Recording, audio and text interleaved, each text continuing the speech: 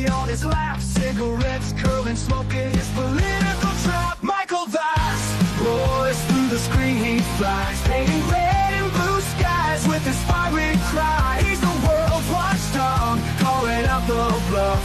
Right-wing swagger, but his heart's pretty tough.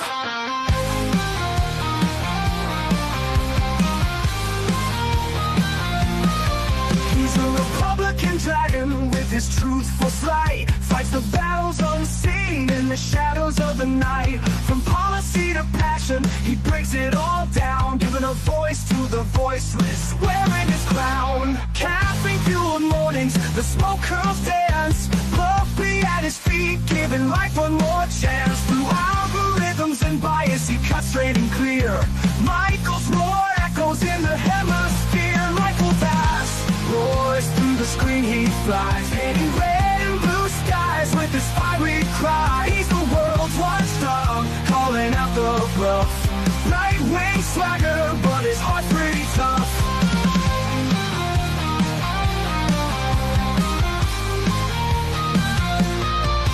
No soundbites allowed is his ultimate creed. A dragon's perspective where facts are the seed. Standing tall on his battlefield of thoughts, guarding the truth that others forgot.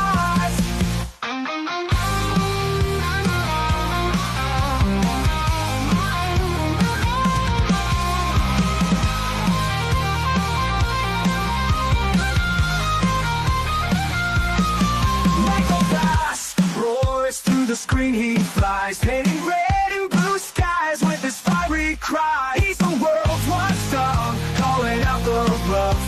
Right-wing swagger, but his heart's pretty tough. Hey, everybody. All right. I screwed up. So if you were watching the show a little bit earlier, you saw that I did my normal show starting at 2:30, and we were talking about a lot of things like the Venezuelan cartel drug boat and how Donald Trump reacted to that, and whether that's a good thing, a bad thing, moral or not.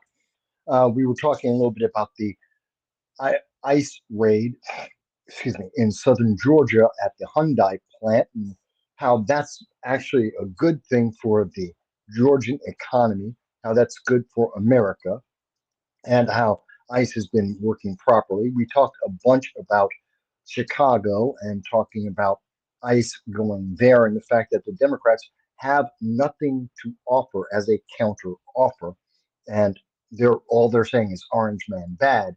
And the protests, as a result, are incredibly small.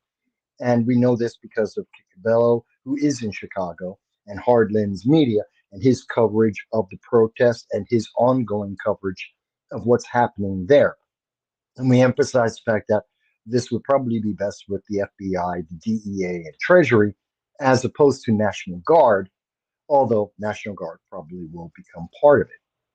We also addressed a bunch of comments from many of you out there who were asking us questions about what if we see the National Guard come into New York City?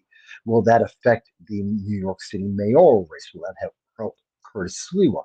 Would it help Elise Stefanik in her attempt, presumably, to become the governor of New York?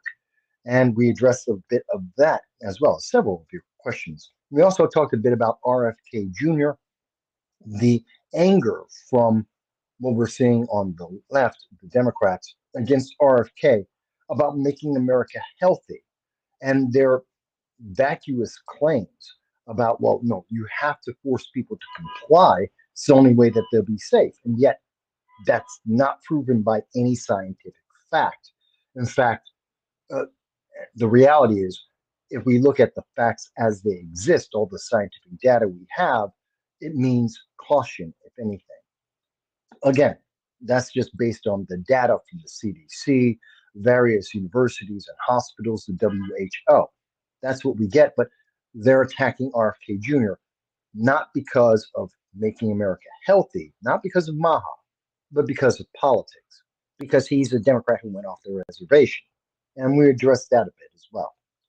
Now, we talked about so many things, and also the AI age verification and how that is being used by YouTube to restrict what you can and cannot see their on their on the internet, and how they are silencing voices without your permission, without your knowledge, and how you can check in your own access to YouTube to be able to see if they're doing that to you, as it seems they are doing to others throughout the internet. So I hope everyone had a chance to see that in the first part one of our 35th episode in our seventh season, 8 years of doing these live streams.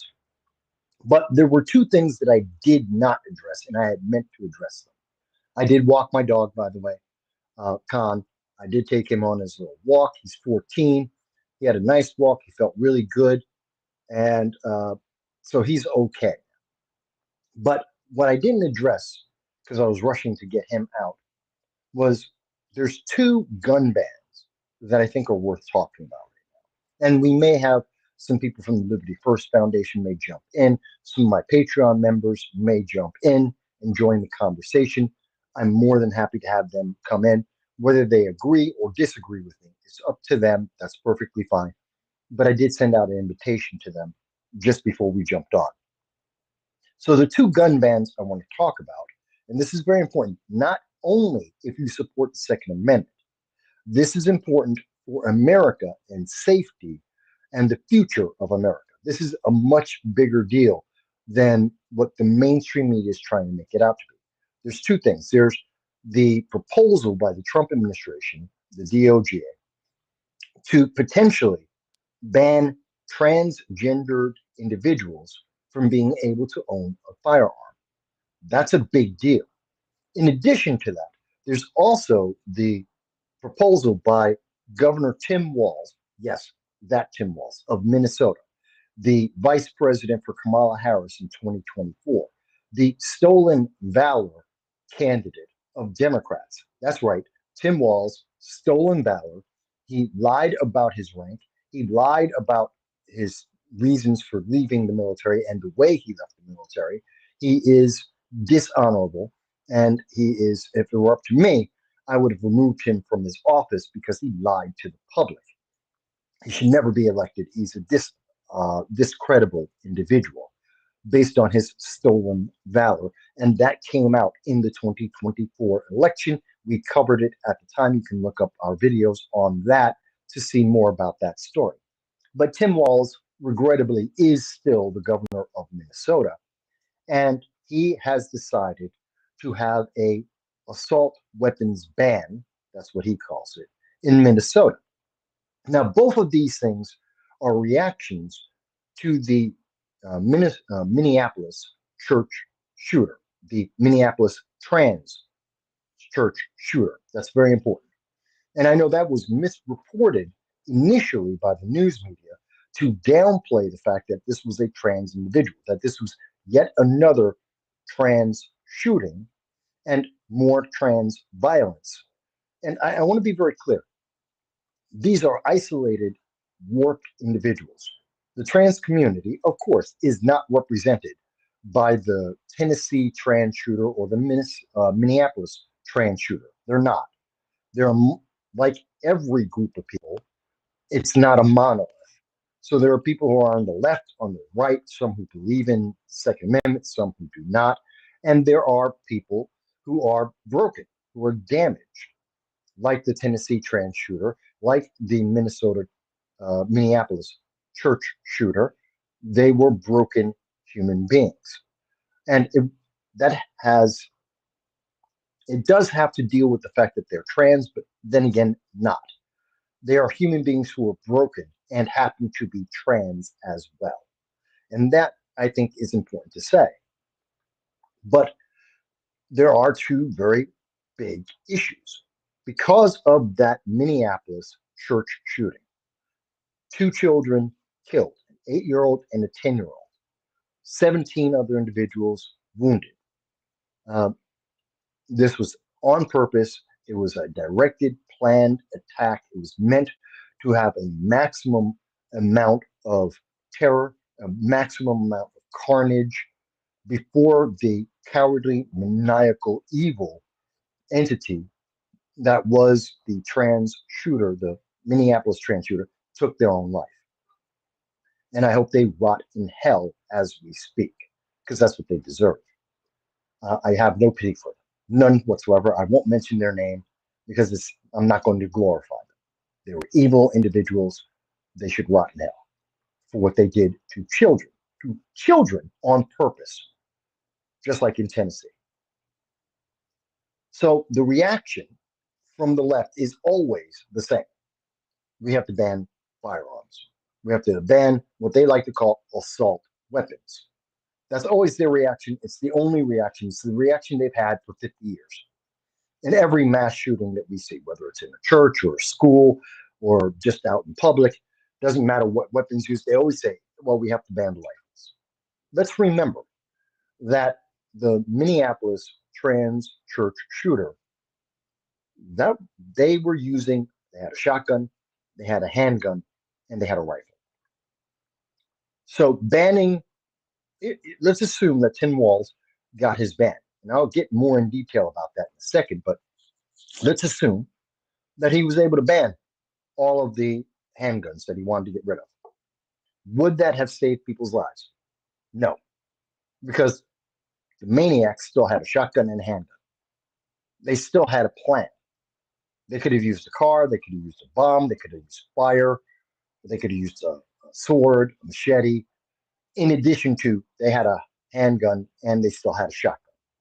That would not have stopped them. In the same way, would the proposal by the Trump administration, a trans firearm ban, would that stop them? No, because again, we've seen many of these individuals, these depraved, barely humans, they're demons in human skin. We've seen them go out and they've used improvised guns, improvised guns. They've used improvised explosives. They used fire. They used cars. They've used knives to be able to continue to have these mass attacks on the public. That won't stop them. That is, they're making a bunch of hay or they're making a mountain out of a molehill. This is just the symptom of the problem. They're not addressing the root cause. The root cause is the most important thing here. So no, the Minnesota assault weapons ban is useless. That's going to have no impact because every gun ban has never worked. Like all gun control, it doesn't work. Number one, criminals don't care.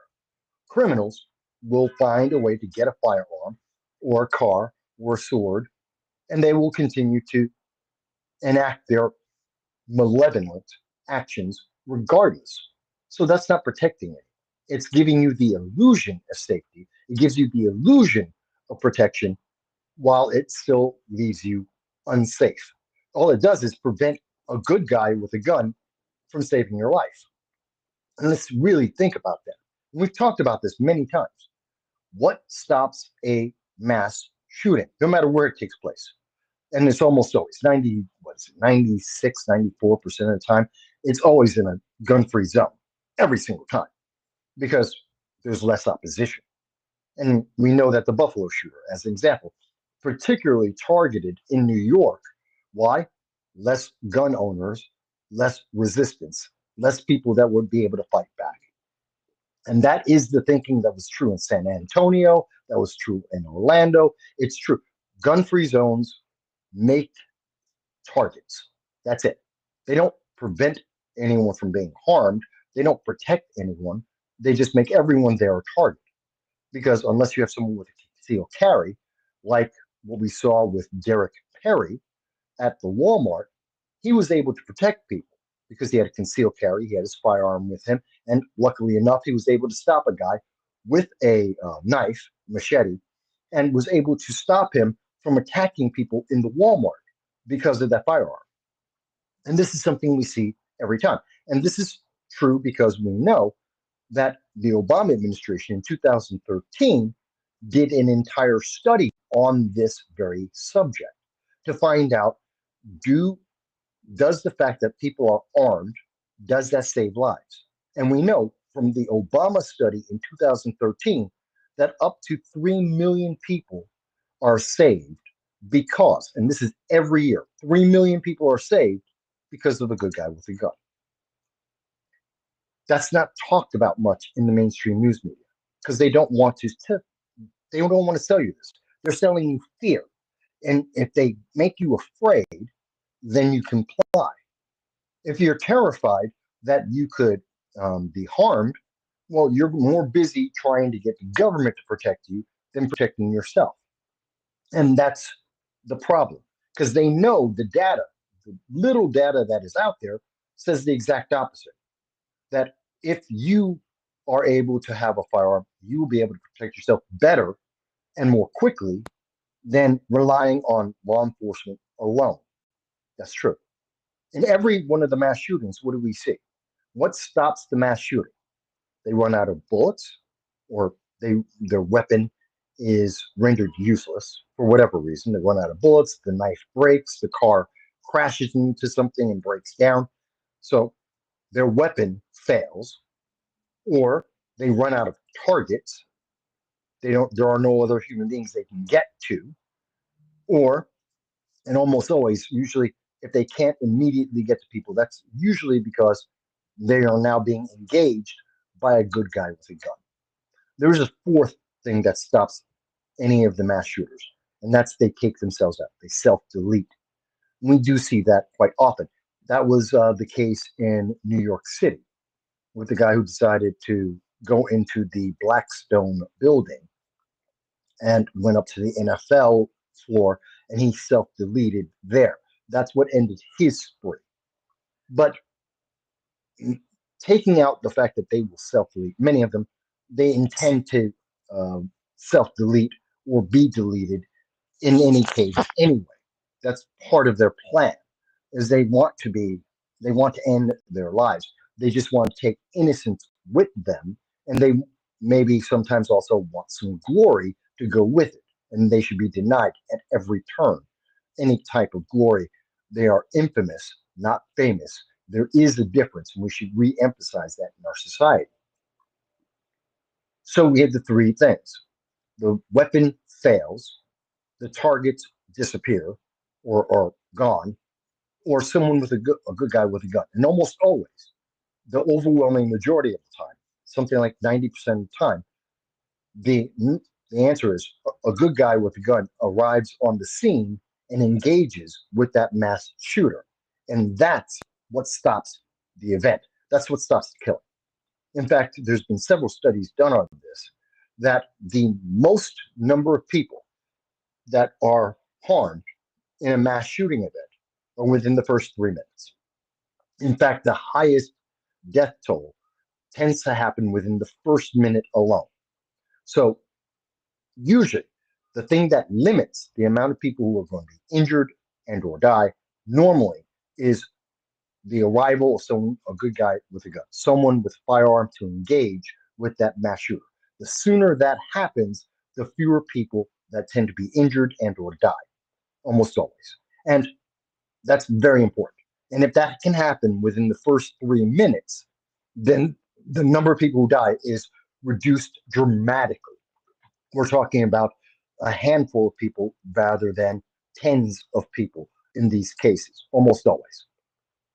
So you would think, since we do have data that tells us the sooner that someone with a firearm is able to engage with a mass shooter, the sooner the event ends and the fewer people die, then we would want more qualified, trained individuals with firearms, citizens, able to defend themselves. You would think that would be the logical answer because that would be logical. That would be the solution until we can deal with the core problem that's creating these mass shooters. Well, then the next best answer is how do we minimize the impact of these shootings? Well, the answer is we have to arm more. We have to arm more individuals and have them well trained so that they can respond to these problems. That would make sense. Instead, we're getting answers from Democrats that make no sense whatsoever. Their answer is just run. Well, you can't run faster than a bullet. You can't. Human beings can't do that. This isn't a comic book. And they say hide. If you can, very often these mass shooters are taking into account, they're planning these things. We see it over and over again. We see their manifestos. They plan very often for months for these events, and they take into account where people can hide. They scout out the locations, or they're familiar with those locations, like in the case of the Minneapolis church shooter. They went to the school, they went into that church, they were parishioners there, their mother worked there. So they knew the layout, they knew where you would hide. So if they wanted to get you, they could get to you because they knew where the hiding spots were. So again, trying to hide isn't going to protect you necessarily. And running, you can't. You're not faster than a bullet. You're not faster than a car. So it doesn't make sense that the answer from the Democrats are, well, hide and run until someone shows up to protect you. Why can't I protect myself?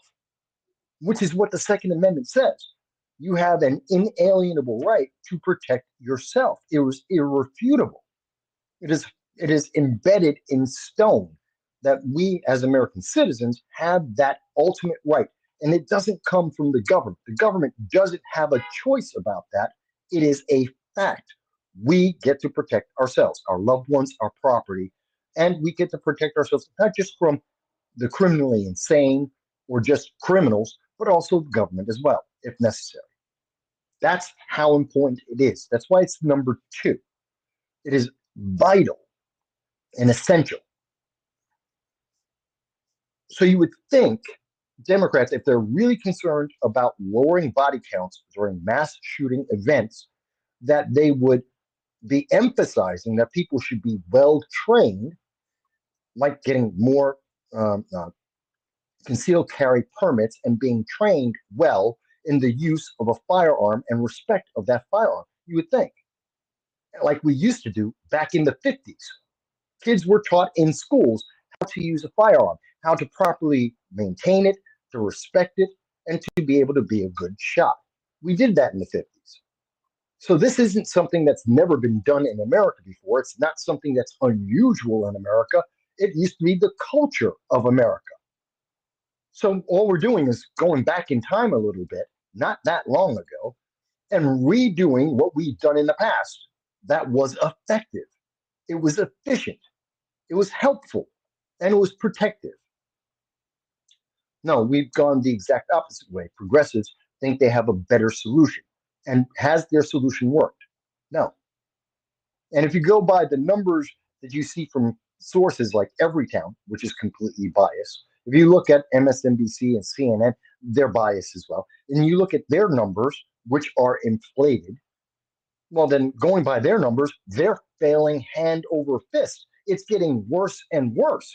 According to their numbers, we're seeing more and more. We're seeing by leaps and bounds hundreds of new mass shootings every single year, every single month. Well, then their plan failed. Why are we still following their plan? If their plan was run and hide and wait for someone from law enforcement to protect you, and that isn't working and the problem is getting worse, why are we still doing that plan? Shouldn't we be doing something else? Like maybe go back in time to the 1950s, train people how to use firearms and how to defend themselves when we had less mass shootings than we have now. Doesn't that seem to be far more logical than saying, no, no, just hope and pray? That seems stupid to me. It makes no sense. The whole mentality, the anti-Second Amendment movement it's illogical at the worst, and it is a death wish at the very worst. It's a death wish. It's stupid, but it's meant to make people feel safe, not to actually be safe. See, what I'm talking about actually makes people safe to be able to defend yourself, to be well trained. That would defend you. That would make you safe. What the Democrats are talking about is feeling safe, which gets them reelected. You'll feel good, and so you'll reelect them because you felt safe and you felt good, and they're great. They'll get reelected forever, but you're not actually safe. And lo and behold, you walk into a gun-free zone and there's a mass shooting. That's a fundamental understanding about this. So when Tim Walz says he wants to get rid of assault weapons, which, by the way, the majority of Americans don't have, that's not factually correct. There are 734,000 machine guns in America right now. That's fact. Every single state has at least 1,000 people who own machine guns in their state.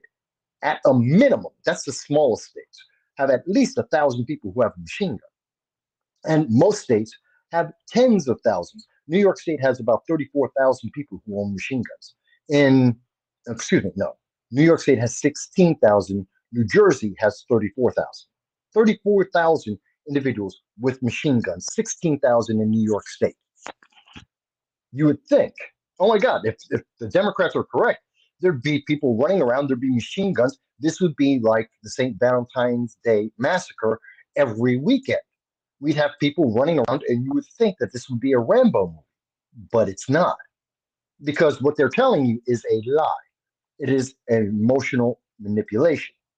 Machine guns aren't the problem. And what they call assault weapons, which sounds scary, it's psychological manipulation. It is meant to work on your emotions and make you afraid. It is fear mongering.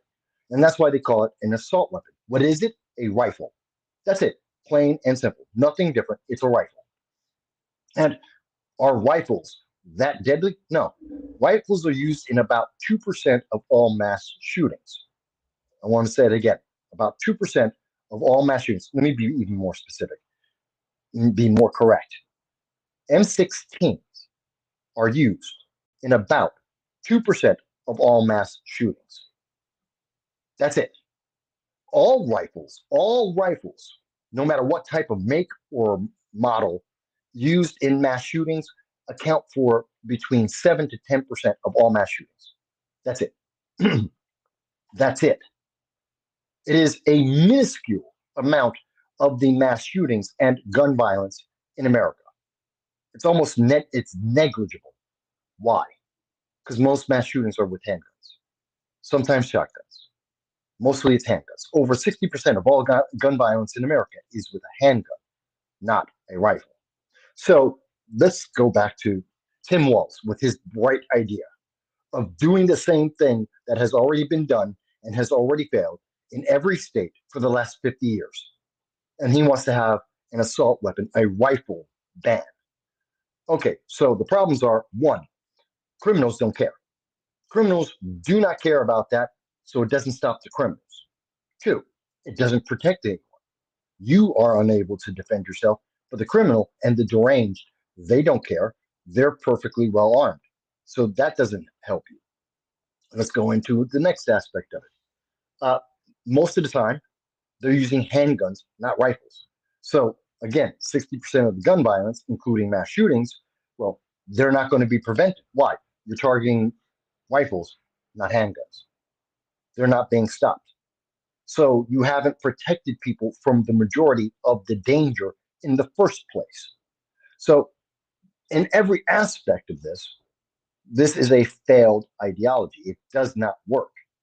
And if they were to be enacted, we would see this across the state. Well, things like uh, uh, the Walmart stabbings would never have been stopped. There would be no good guy with a handgun to defend people and protect them. You would have no Derek Perry. It wouldn't exist, and more people would die. You wouldn't have the 3 million people being saved every year, according to the Obama 2013 study. 3 million people wouldn't be saved every year because of the ideas of Tim Walz. I'm not surprised that he has no idea what he's talking about because he's a failed, stolen valor individual. He's all about the emotional manipulation. He's not about substance. There is no substance to his idea.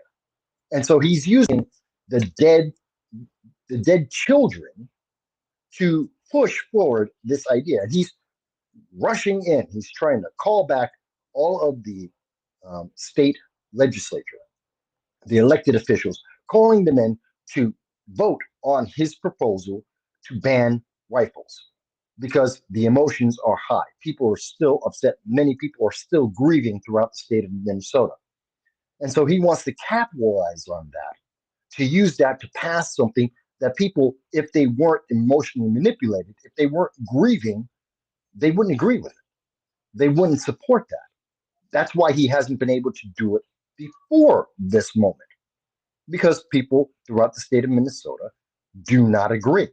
They don't see the value in this because there is no value in this.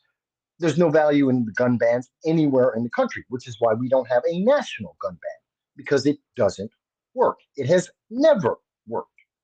If it did work anywhere, then you would see Democrats quoting the statistics. They'd be quoting like chapter and verse, like a Bible verse, all of the numbers and all the people that were saved because of the gun bans. They would waste no time. It would be the biggest fundraiser and the biggest stick in the face for everyone who said, oh, Second Amendment. No, well, see, we have a gun ban. It saved all these lives. You guys are the bad guys. They'd be raising money forever and they'd have every candidate running on that if they had proof. They don't. They just have emotions. They have hopes and dreams, and they want you to comply without question. Because if you ask them the actual question, does it work?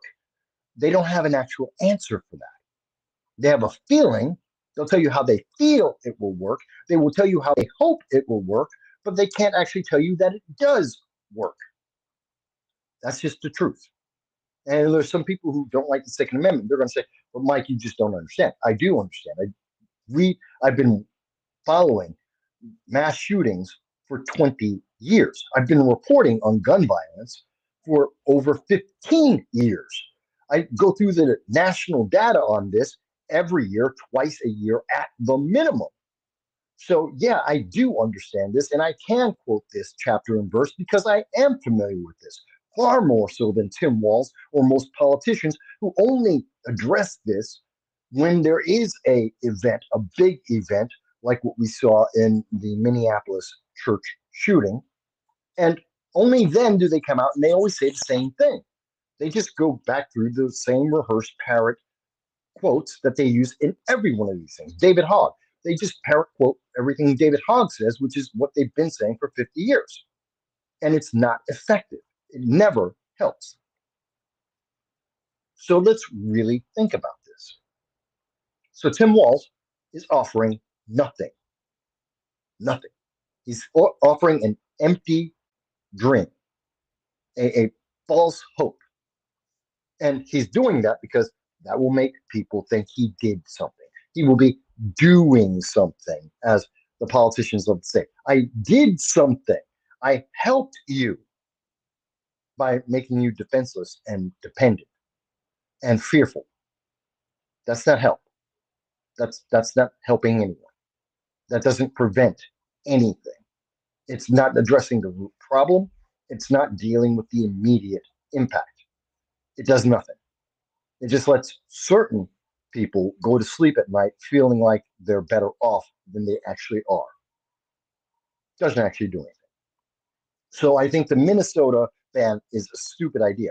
Now, I know some people in the 2A community are looking forward to Tim Walz actually getting this through because of the emotional manipulation, because the Minnesota church shooting is so fresh in people's minds that that emotion, just like the red flag laws in Connecticut, went through only because of the Sandy Hook shooting, because it was so fresh in their mind, because it was so recent. Then you saw the Sandy Hook and they went to red flag laws. And New York State under Cuomo at that same time pushed forward overnight, literally overnight, pushed forward the New York Safe Act because of the emotional manipulation of people who were grieving and who were in the worst mental states. They were depressed, they were angry, they were anguished. And Cuomo took advantage of that. So did New York State. So did Connecticut. And that's why we get to see the red flag laws and the New York Safe Act got passed.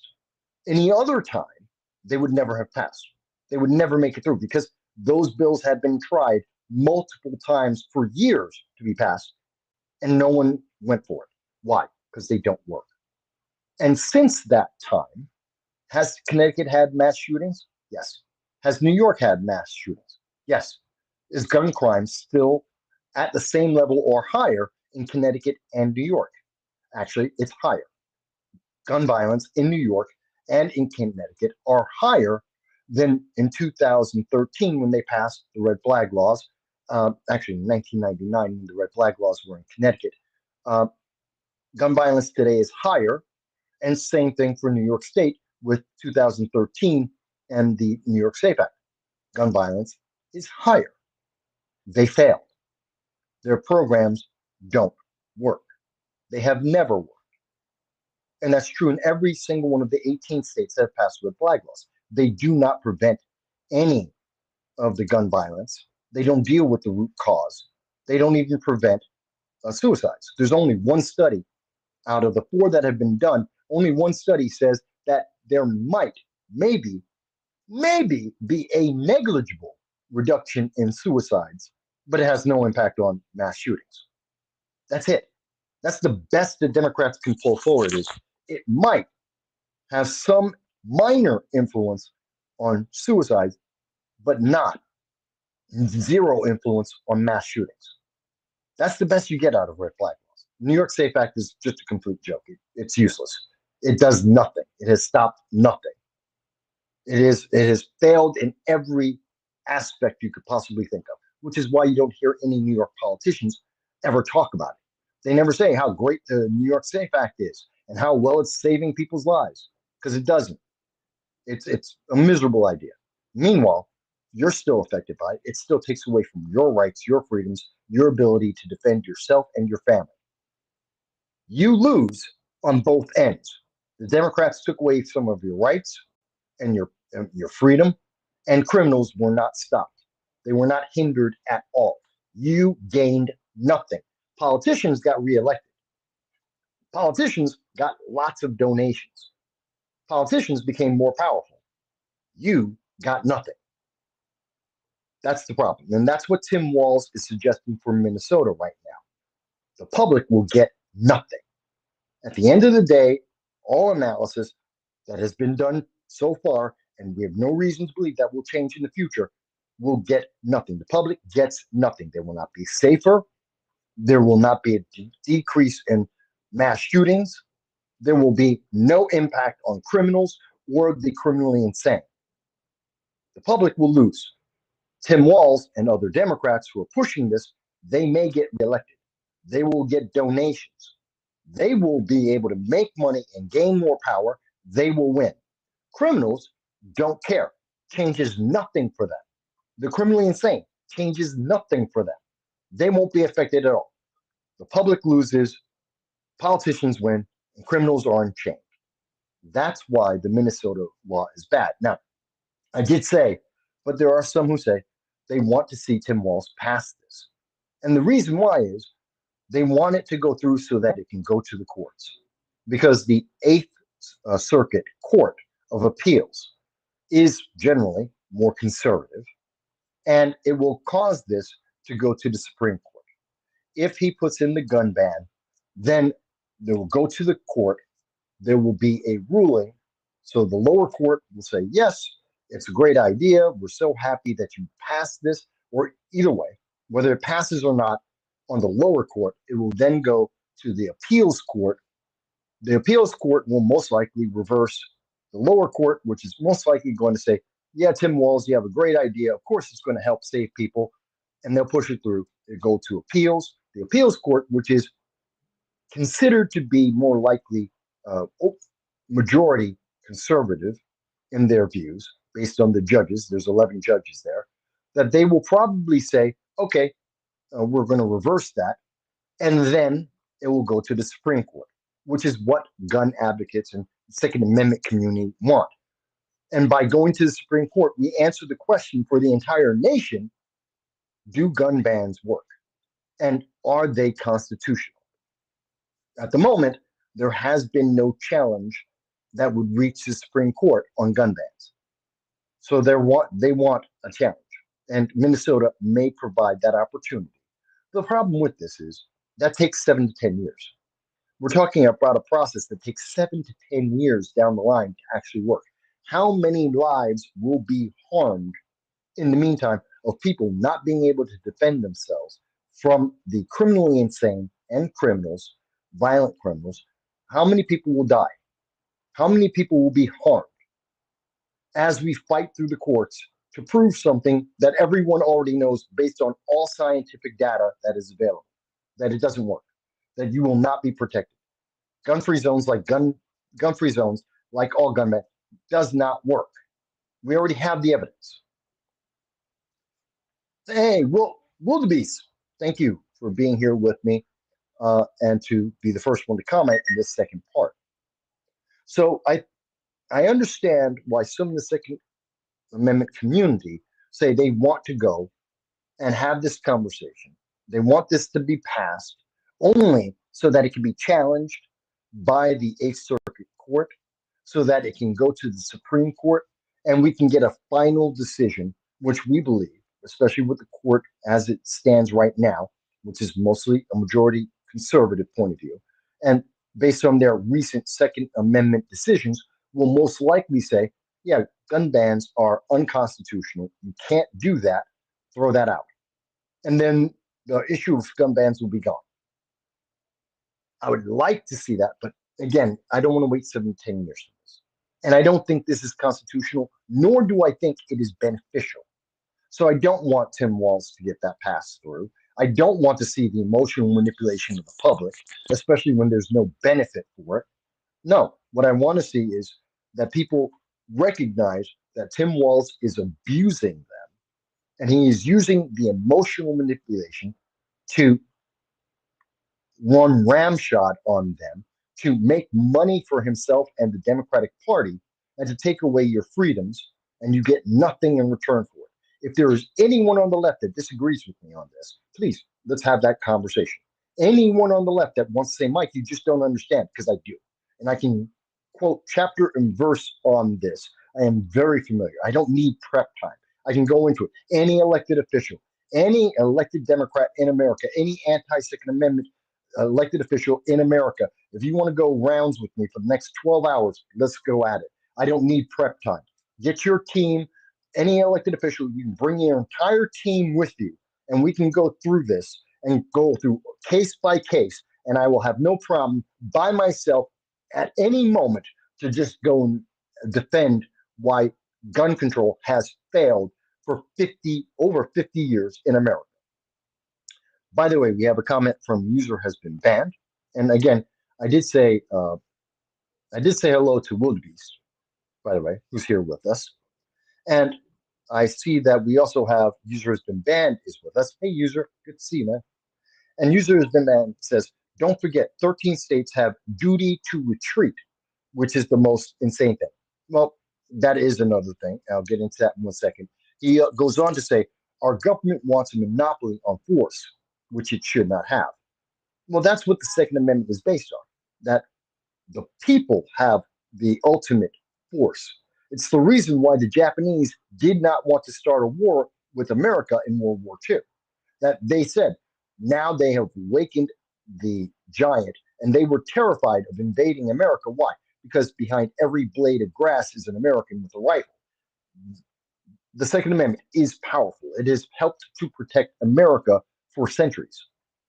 But that being said, yes, the duty to retreat is another failed idea of gun control.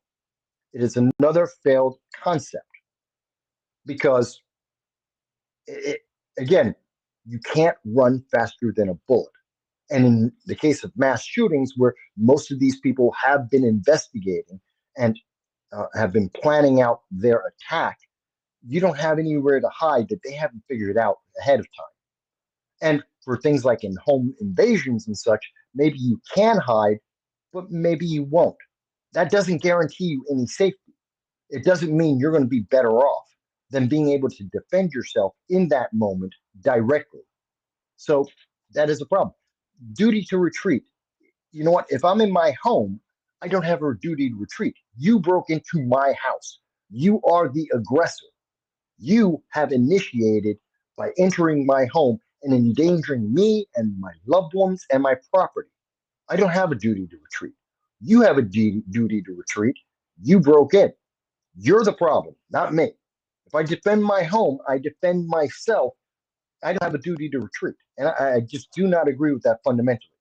Because again, that is emotional. It's saying you have to depend on the government to protect you. Well, the government may not be able to be there. In many cities, especially those that have defunded the police, it could take 7, 8, 10 minutes for a police officer to show up. You could be dead. And they say that a lot in Oakland and in LA. You hear it all the time. Yeah, call 911 for the morgue because you're not going to be alive by the time the police show up on the scene. The bad guys will be gone and your body will be cold. It doesn't work. Again, I can have this discussion with any elected official in America at any time they would like to discuss whether or not gun control works. And is there any evidence of it working at any time in the last 50 years? And the answer is no, none. So Tim Walz is an opportunist. He is emotionally raping the public. He is manipulating people on the backs of the dead children to get something he wants, which is a gun ban, a removal of the Second Amendment rights for the benefit of his political party, and has zero benefit to the public. There is no trade off. I mean, if there was at least some benefit to the public, it would at least make some sense. There'd be a trade off. There isn't. So I already don't like Tim Walz. I've said that publicly before. He's stolen valor. He is dishonorable. He deserved to get a dishonorable discharge from the military because he lied about his service and his retirement. I have no respect for that man. None. Other Democrats, maybe you can love him or whatever. That's on you.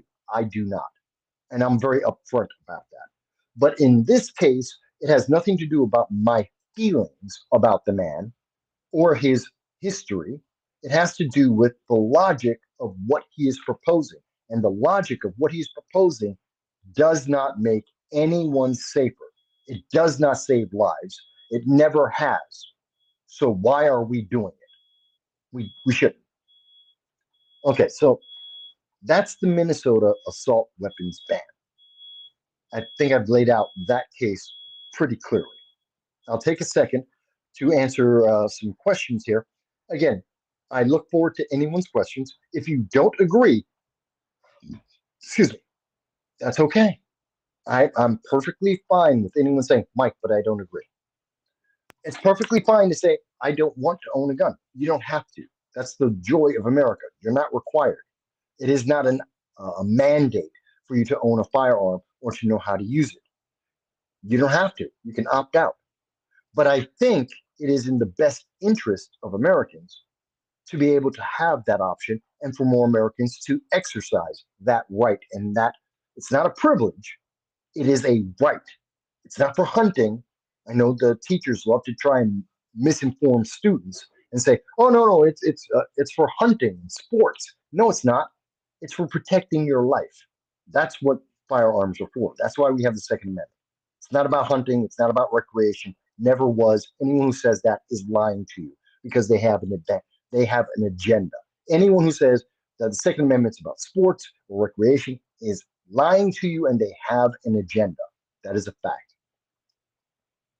Let me go on to some of the comments here. So, Users Band says the very fact that they make. Oh, I need my glasses. Yes, I'm old. I need my glasses. The very fact they make a bunch of silly rules that look like a checklist is mind-boggling. The people who write this stuff have never been in dangerous, high-stress situations. No, they're politicians. They don't live in, you know what? Politicians don't live in the 8th Ward in Washington, D.C. Politicians don't live in Oakland. The politicians don't live in the Bronx, in the South Bronx in particular. They don't live in the dangerous areas of, I think it's Southern Chicago. They don't live in those communities. They live in gated communities. Where does AOC live? She doesn't even live in the Bronx anymore. She lives in a gated community. None of her constituents see her anymore. She's paying $15,000. They can't get into that building. She's protected. She has security. When she goes out and goes on her national tour with Bernie Sanders, she's got private security. Uh, uh, Ilhan Omar, Rashida Tlaib, Cori Bush, they have private security who are armed with them everywhere they go. Zoran Mandami has a police detail who are armed with him, plainclothes police that are with him as he walks through the public. So they don't know about what real people go through at all. They pretend because they have no connection to people. Richie Torres has no idea what people are living with in the Bronx. He doesn't come out here. He doesn't walk around in these streets. He doesn't go to the local bodega. He isn't seeing the drug dealers on the corner. He's nowhere around this. But yet he's a congressman and he thinks he has the answer. And the answer is you shouldn't be armed. Did you see the drug dealers? They're on the corner every day. Every day. Rain or snow, cold weather, warm weather, they're out in the corner, getting drunk, getting high, and often stabbing each other, shooting each other. Happens all the time in the Bronx. Richie Torres, where are you? You're going to tell me that it's perfectly safe? Come out and hang out with me for a week. Walk through this neighborhood, then tell me it's safe. Won't do it. Will not do it. Let me go on. User has been banned, goes on to say. Tim Walz told us he was friends with school. Oh, okay.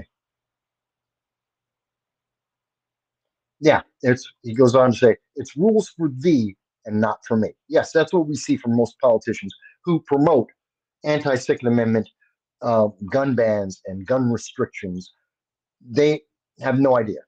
They've never lived in a difficult situation. Never. Or they're so far removed from it, it's like 20, 30 years in their past. They were like five. They may have lived in a difficult neighborhood when they were five, but they happen to be 35 when they get elected into Congress, or 40 or 50. They've got like decades between the two. They have no idea. That's the truth. That's what we see. It's insane.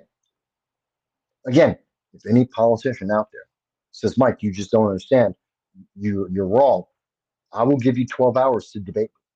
I will go anywhere in the nation. Anywhere in the nation. I've gone to schools, I've gone to colleges before and had these debates. I'll do it again. I'll go to any college. I'm more than happy to debate. Pay for my airfare, pay for my lodging, and I will show up at any college and I'll have this debate with any politician you want. Anytime. Just let me know. I will go. Because it's that easy to debunk this. So that addresses Tim Walz and the attempt to abuse the people of Minnesota into agreeing to something that they would not normally agree to, something that only under emotional duress would they even consider this kind of gun ban. That leads me to trans aspect and the Minneapolis trans church shooter. We have seen that there has been a definitive increase in the number of trans violent lashing out of individuals who are trans that are frustrated. They are depressed, demoralized, they're broken, and they lash out against innocent people. Some of them do it with knives, some of them do it to themselves with alcohol or drugs, some of them are doing it with mass shootings. And we're seeing that trend grow. It is becoming more and more prevalent. I believe out of the last major mainstream mass shootings that have been talked about, there have been 5 out of the last 7 major mass shootings. An individual either directly identified as or is believed is somewhat questionable in their writing, their manifestos, in their messages on social media that they may or may not have been trans. Again, as I started with this, I don't care for trans. I've known trans people before it became popular or even a topic in social media. I've known trans people for decades, and I don't care. Grown individuals, make your choices, live your life. I don't care. That's on you. Consequences, whether it's a good decision, bad decision, that's your life. You live it. I don't care. As long as it doesn't affect children, as long as it doesn't affect me, I don't care what you do. That's your private life, your bedroom. Go for it. Live your life. The moment it affects others, now we have a different conversation. Okay. And of the dozens of people I've known that are trans, there are a few who have died because they self deleted. That has happened. I have known people who have done that. But overwhelmingly, I can say none of the trans individuals I've known have lashed out violently. Now, those people were all older. Everyone I've known over the decades, they became trans in their 40s and 50s. They were grown. Many of them had been married, had children, lived their life, and then came to this understanding about themselves, and they made these changes, slowly adjusting, living the life as that other the way they saw themselves. They lived that lifestyle. Men would dress as women and act and interact with people as a female before any injections of hormones, before any uh, operations. They would live that lifestyle. And then, once many of them were sure, having lived that lifestyle for 5 years or more, then they started going into that transition process. So perhaps for those older individuals who have lived their life, who have come to realizations, who have gone through a slow process and testing themselves along the way about are they sure, is this the right decision for them? That may be the reason why so many of the people I've known didn't self delete and none of them were violent. Well, okay, that could be something, but we don't see that anymore. Over the last 5 years, we have seen a massive push by schools to convince young children that they are whatever they imagine themselves to be. We have seen a massive push like we've never seen before. It has become a fad. Yes, it is a fad that kids, oh, gender affirmation uh, ideology and policy. Again, Tim Walz, Minnesota, is a trans sanctuary state. That's stupid. It doesn't make sense. And he's targeting children. They should run away from home and come to Minnesota so they will be protected. They're children. They haven't spent years investigating, learning about themselves, learning about their feelings, learning about whether they are correct in their belief, their feeling. They've been, and we have seen case after case where parents are like, oh, yeah, my 5-year-old, yeah, they're trans. They're trans, and we're going to dress them in a certain way, and we're going to treat them a certain way. They're, they're not even teenagers. They don't know anything about themselves, their lives, the world. They have no understanding. They have no way to understand the consequences of the changes that these parents are like, yeah, that's it. You're changed. You're a toaster now. You want to be a toaster? You're a toaster. You want to be a cat? You're a cat. Yes, there are literally parents who are raising their kid, and the kid thinks they're a cat. And they're being treated as if they were a cat or a dog or a toaster, as well as being transgender. These kids don't know anything about anything. And we're trusting them on that to make that lifelong commitment with consequences they cannot envision in any way, shape, or form. It's stupid. It makes no sense. All right. I'm going through all of that to identify the magnitude of the issue. And the reason I believe the source, the core problem of why we are seeing more trans individuals lash out violently is because they're broken in the first place. And by having the gender affirmation policies and ideology, we are thrusting them into changes they weren't prepared for and consequences they did not understand. And by the time they did understand the consequences, by the time they did understand the magnitude of the changes that they were encouraged to be able to take, it's irreversible. They can never get back that time. They can never reverse what has been done to their bodies. It is irrefutable. They have made an immutable change. And that is a problem because that's someone who's going to be angry forever. And they're angry at society. They're angry at a society that sold them a bill of goods, that sold them a false promise that everyone will love you. If you are unloved, if you feel like you're bad, then you just change everything. Just change your body. Literally, not just change your lifestyle, change your body. Change everything about you, your physical attributes forever. And when you do that and you're still not loved, because the problem isn't how you look, but who you are, that builds resentment. That builds anger. That's someone who wants to lash out. You promised me that people would want to date me, that people would love me, that people would want to be around me, that they would like me. And they don't. Because maybe you're not a great person. Maybe you're a wallflower. There's 1,001 reasons why they may not. And it has nothing to do with your body or what you identify as your gender. It has nothing to do with that. It's more fundamental about the individual. And you glossed it all over with this gender identity ideology. And you missed the problem, the underlying core problem. And now you created a ticking time bomb. I have said this before on this channel, I'll say it again. If we are wrong only 1% of the time, let's assume that in the last 5 years, only 100,000 kids were convinced by the gender ideology argument and they decided to make a change, chopping up their body and changing themselves forever. Okay. And let's assume that out of those 100,000, only 1%, just 1,000 of those kids were wrong. Only 1%.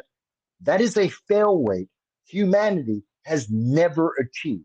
There is nothing that humanity has ever done, especially on a societal level, that has had a fail rate of 1%. Doesn't exist. We're talking complete fantasy here. Everything has a higher fail rate than 1%. Everything. But let's assume in this fantasy that is being promoted by the left that it's only a 1% fail rate out of the 100,000, and we know the numbers are far higher. We've seen an explosion. 16% of the youth today think that they have a gender issue. I don't believe that's true. And that exploded from 0.5% of the population to 16% of the population. That's in the last 5 years. Guess what? It's not 16%. That's not the real number. Real number might be 1%, might be 2%, could even be 5%. It's not 16. That's a fad. That's just because it's popular, because they're being encouraged to do this. And therefore the fail rate is more than 1%. But let's assume it's just 1%. There's only 1,000 people in America over the last 5 years that made a mistake. That is irrefutable. That's 1,000 people that are going to be pissed off. That's 1,000 people who are going to be resentful of the society that condemned them to living a lie, that they were lied to by a society, and they have an entire lifetime to build up resentment and anger. And we have, in America, at this moment, zero countermeasures. We have taken into account nothing to address this problem. We have no answer for those 1,000 people. We don't have support groups. We don't have medical programs. We don't have psychological programs. We have all kinds of programs and funding for gender affirmation. We have none for detransition. We have none for adjusting to a mistake. We've never addressed what if we're wrong? What if the progressives are wrong? What if gender ideology is completely mistaken? We have no failsafe on that. We have no countermeasure to that. We have no backup plan. Knowing that that is the truth, we have no way of resolving this. We have 1,000 people who are just getting angrier and angrier every single day, more resentful every single day at a society that didn't even consider what if we're wrong? What if we made a mistake? What if we are wrong just 1% of the time? How do we help those people? How do we correct or mitigate or somehow address those concerns? We have never done it. That's why I have said the problem with trans mass shootings is just starting. We have just approached, we haven't even got to the tip of the iceberg. We're just approaching the iceberg of problems that will be generational. And for the next 20 years, this problem will be growing and will become more common. I hope and pray that I am wrong. I would love for someone in 2030 to say, Mike, you completely missed the boat. It didn't happen at all. I hope and pray by 2040, people will go, Mike, that guy, no sound bites allowed. He missed the numbers. It's not even true. Didn't even happen. We had like two more trans mass shootings in the last 15 years. Mike got it all wrong. Everything's fine. I hope and pray that that is the case. I would be rejoicing if I were to be proven incorrect in this prediction. But I don't think that's going to happen. I don't think anyone who looks at the situation and again assumes there's only a 1% fail rate and looking at what we can do for those 1%, we have no answer. The answer is not a I'm going to be right. There's going to be a bigger fail rate. There are going to be more mass shootings from trans individuals, more mass stabbings, more car attacks, more homemade bombs. We're going to have more mass destruction because these people are going to lash out at the society that failed them. And I'm sorry that this is the truth.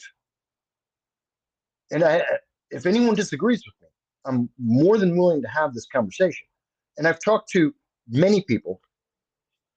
Well, some may be more accurate. I've talked to some people in the trans community, and they agree in principle with me.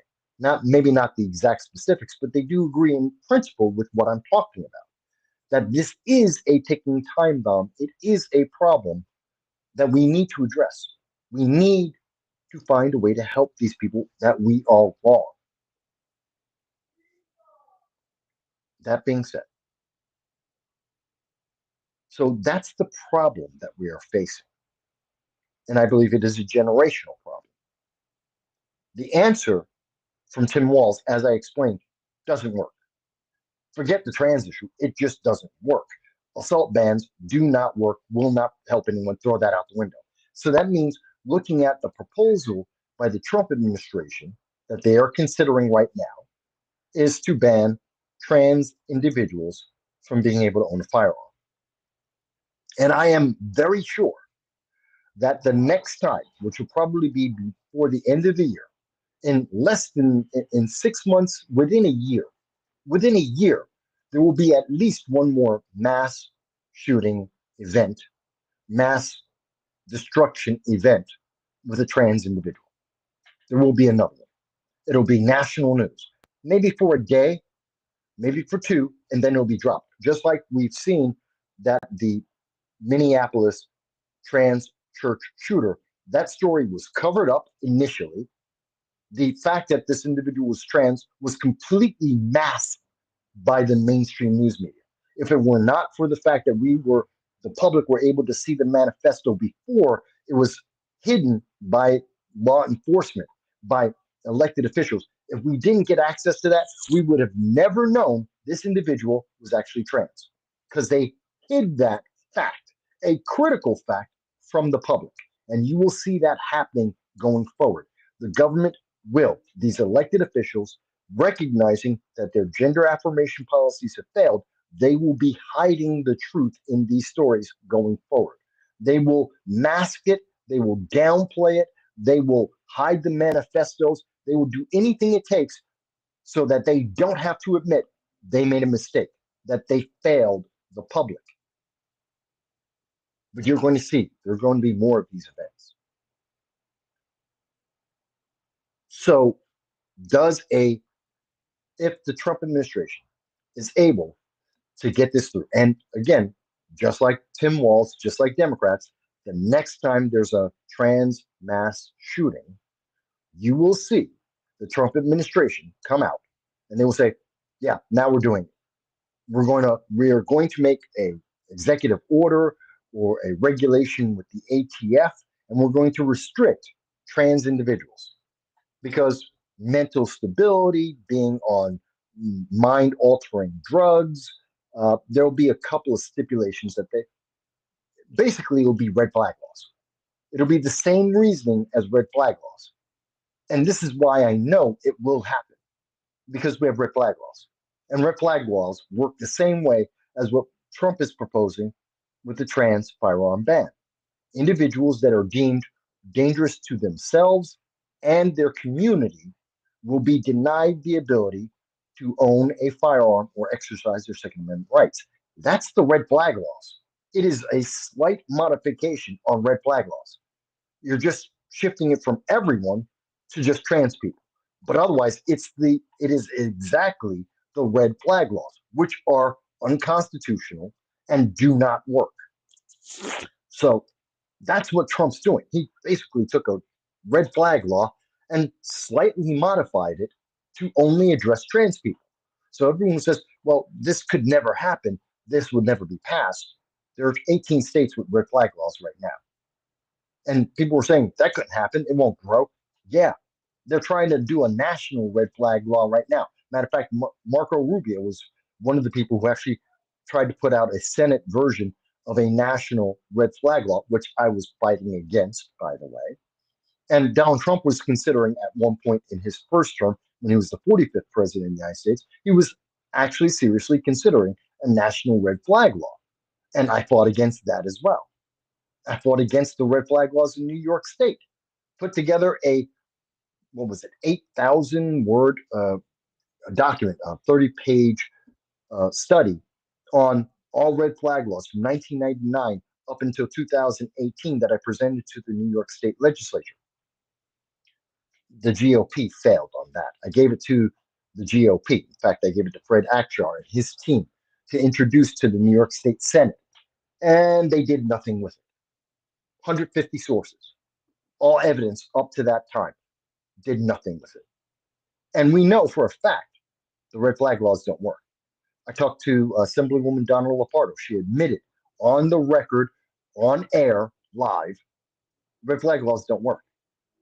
I talked to a couple of state senators. Red flag laws don't work. They know it.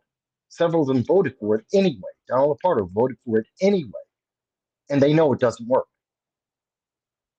And now we have the Trump administration using that framework to address an issue that isn't dealing with the core problem. Because the problem isn't, do trans people have a firearm? No.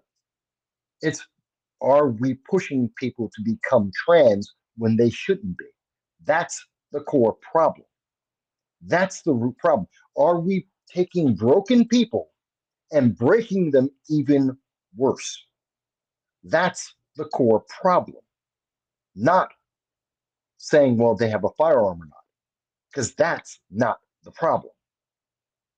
The self-loathing, the hate for society comes out of, we made the initial mistake and we have no solution for that mistake. And in fact, our leadership, our media refuse to even address the potential that there could be a mistake. They won't even let you talk about it. They deplatform and they suppress any mention that there could be a mistake. You're called a phobe and an ist and a racist and a sexist and everything for even hinting at the idea that there could be a problem, that there could be a mistake being made. How dare you? You can't do that. Oh, you're just a hater. No, I'm actually very concerned. I want to help people. If you're not trans, you shouldn't transition. I do not believe in gender affirmation. I believe in having long, well thought out consideration of the consequences for adults, not children. Never children. If that's a decision you want to make, wait until you're 18 or 21. Do not allow anyone under 18 to do this. You got to be a grown adult. You have to have some concept of the consequences. And you should be talking to people for all of your formative years to understand all of the benefits and negatives and understand what it's going to do to your life forever. You have to do that, but we're not. So the Trump administration is putting a band aid on a bigger problem. The easy solution, and the truth is, this is the quick fix. The quick fix answer, short term, is okay, we just take away the guns from trans people. That's unconstitutional. First of all, it's a violation of the Second Amendment rights. Second of all, it's demonizing trans people because they're not all broken, just like all Hispanics, all black people, all whites, you name the group, they're not all broken. And we have mass killers, serial killers and such, mass shooters and such, that are of every race, creed, denomination. They exist everywhere in the world, of every single type you could possibly imagine, and throughout America as well.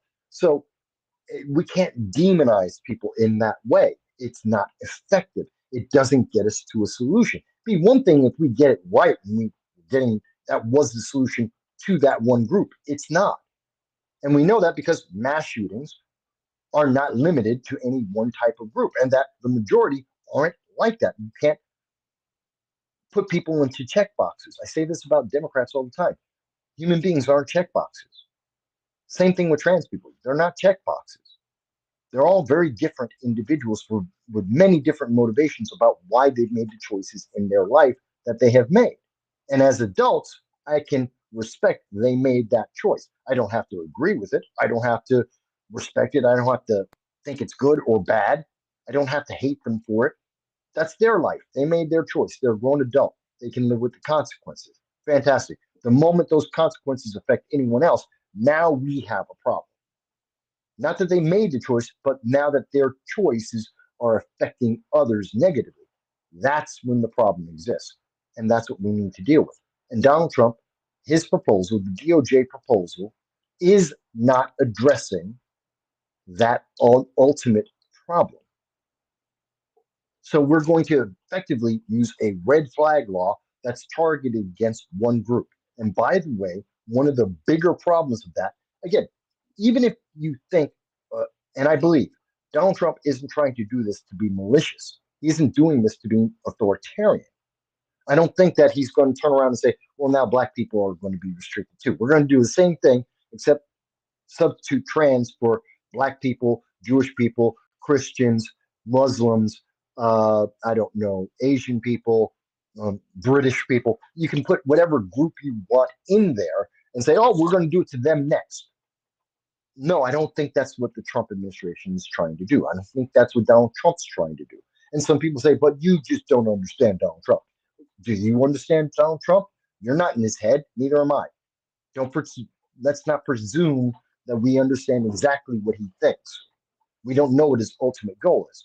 But that doesn't mean let's assume that he has the worst motivations in every single case all the time, because that's not human nature either. That's not realistic. So, no, I don't think that Trump's doing this so that he can just systematically ban minorities. I don't think that's true. I think that's what someone's fantasy is. That's the fantasy of the left. That's the way they get to have more power. That's the fear mongering that they use to control people who don't understand these issues, who haven't had this conversation, who haven't thought this through.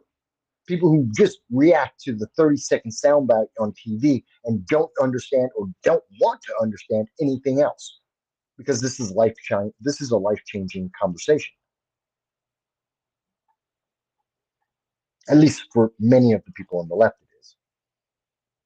So I don't think that's the problem. But in the future, another president whether it's a JD Vance or someone else in 2028, whether it's someone in 2032 or 2036 or 2050, I don't know. Somewhere down the line, this red flag laws and this modification of red flag laws will be used to control people, to discriminate, to deny people their rights, and not just every American, but specific types of Americans. We already know red flag laws are being used specifically to target and punish certain people in communities. Often it's because it's used against Republicans very often, but it can be used against anyone. And it is meant to punish them just because you don't like them. Now, sometimes that's political, sometimes that's religious, could be for a lot of reasons, but it is happening. And we have seen that. There are cases in 18 states, there are cases that are very suppressed by the news media, very rarely ever discussed. That, yes, we have seen that. The problem is the red flag laws have no counter to that. If you fraudulently, if you make up, I think there's only two states out of all 18 that have a stipulation in the law that if you lie about a red flag law, you can be punished. If you make up the circumstances, if you know for a fact that that person is not a danger to themselves and their community, which is almost impossible to prove. But if you can prove that that person knew that whomever the red flag law was being used against is not a danger, only two states have any any kind of legal recourse and punishment for that false claim. That's it. That's ridiculous. That's ridiculous. And now we're talking about magnifying that problem tenfold, hundredfold, national. This is a problem. Look, I understand. Trump is trying, again, he's trying to put a band aid on a problem. What is the fastest answer? Because this is a problem that's going to grow. And I think the Trump administration, I think the DOJ recognize this is a problem that has been created by the gender ideology mindset and many of the colleges and schools that have been pushing this on children. This is a generational problem, and it is going to multiply. It is going to exponentially grow.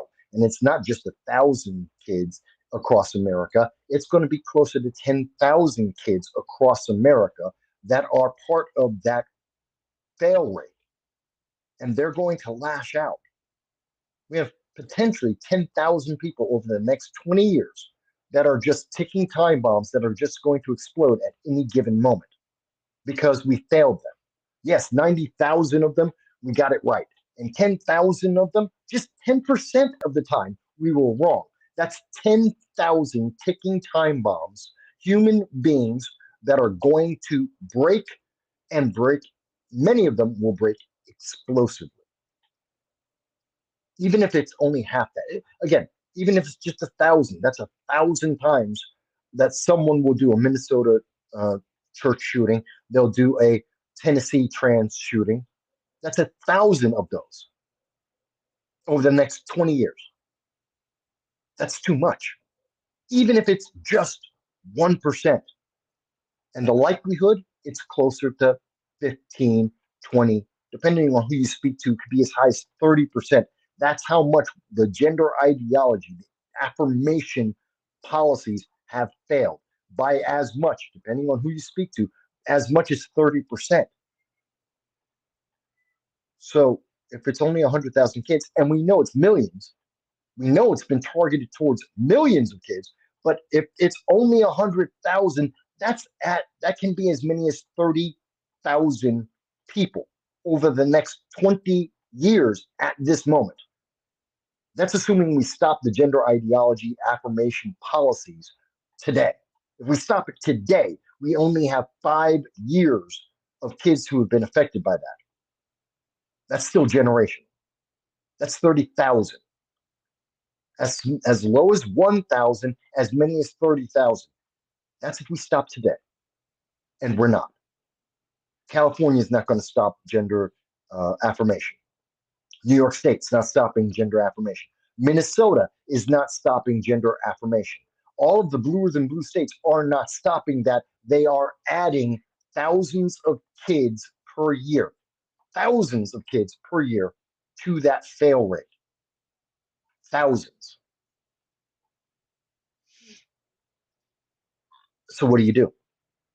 If you can, if the math, if you're doing the math, again, take all the emotion out of this. It has nothing to do with trans. It has nothing to do with uh, minorities or anything else.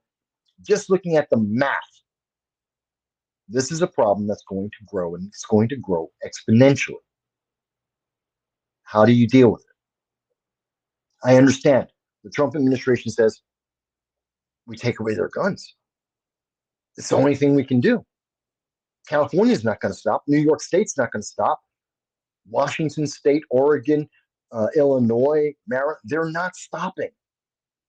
Boston, Massachusetts, they're not stopping. They're going to keep pumping these kids through this system. It's only going to get worse. How do we deal with that? Take away their weapons. Minimize the amount of damage they can do. They'll be restricted to swords. They'll be restricted to shotguns, handguns. They'll be restricted to cars and bombs. That's not limiting it very much, especially since 60% of all mass shootings are with handguns. So it's really not reducing the number by that much, but it's better than zero. It's some kind of impact. It's an attempt to fix the problem. And at least in this case, it's actually a real attempt to address a real problem. It's not the best answer. It's not even a good answer. And it's absolutely an unconstitutional answer. But this is an unprecedented problem. We've never faced this as a nation before. And the news media doesn't even want you to know that it's a problem. The left, the entire left of politics, doesn't even want you to recognize that there is a problem. They won't admit it. How dare, how can we fix something that they won't even address is a real problem, even though we see the real problem before our eyes? So the Trump administration said that's the best thing we can do. Take the red flag law, tweak it, use it against trans people.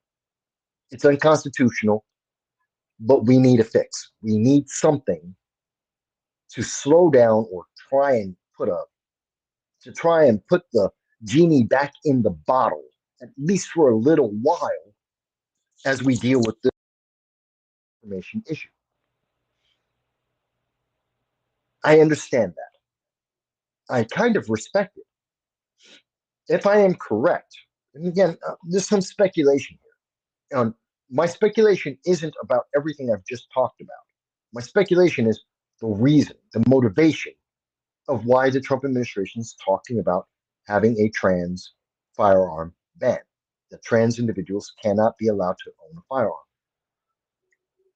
My speculation is that's their reason why they're doing it. They've done the math just as I've gone over with you.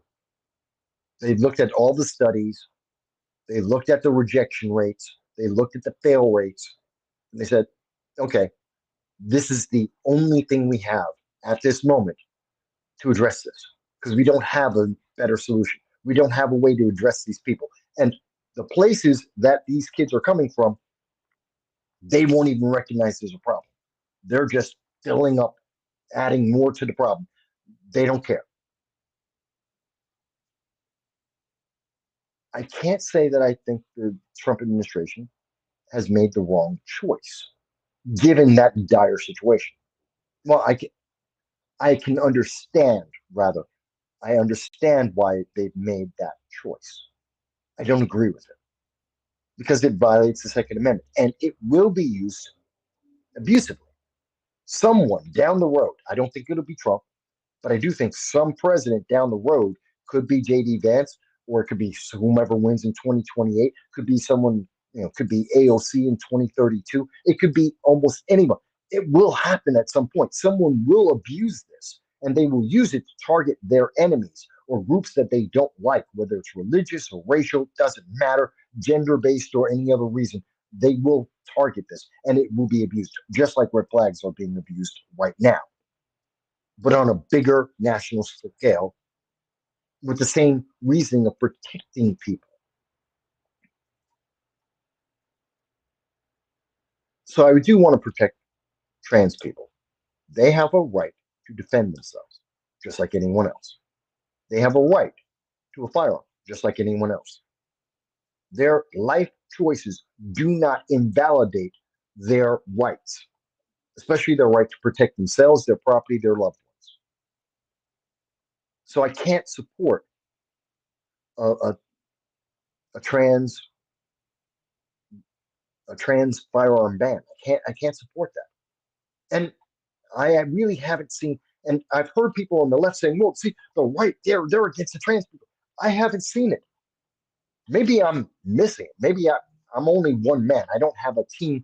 I'm not a CNN or Ms. Now or any of those groups. I don't have 10,000 employees. I'm one man.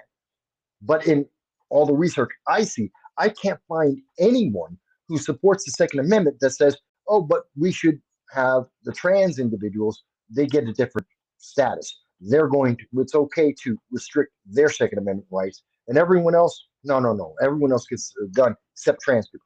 I have not seen that. I've heard the left say that.